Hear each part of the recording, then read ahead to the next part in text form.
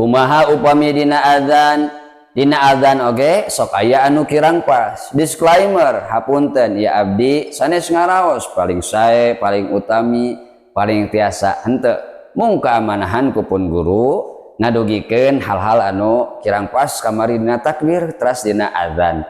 Dina takbir oge aya anu semu kana fathahkeun enten Allahu akbar Allahu akbar wa akbar Allah dan eta kan dirofa'keun Allahu akbar Allahu akbar nah dirofa' akbarullah nu kadua dina asyhadu an la ilaha illallah la nafiyah kedah dipanjangkeun sok aya nu ka kuping di dieu seueuhan di dieu lakna dipendekkeun kami santri mah cenah kacanakan asyhadu anna muhammadar rasulullah kitu salah jadi pendek asyhadu anna muhammadar rasulullah ge asyhadu an la ilaha illallah gitu kan ya sok anu ka kuping itu padahal lakna kedah panjang asyhadu an la ilaha illallah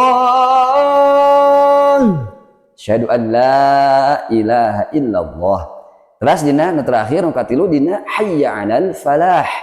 Falah di dia hakna tipis, hak kecil, hak tipis. Falah. Tak kacandakeun panginten ku hayya 'alas shalah. Shalah tamarbutah di sakinah tamarbutah disukunkeun janten ha di hayya 'alas shalah dia kacandakeun hayya 'alal falah gitu. Dan namakan tipis. Hayya 'alal falah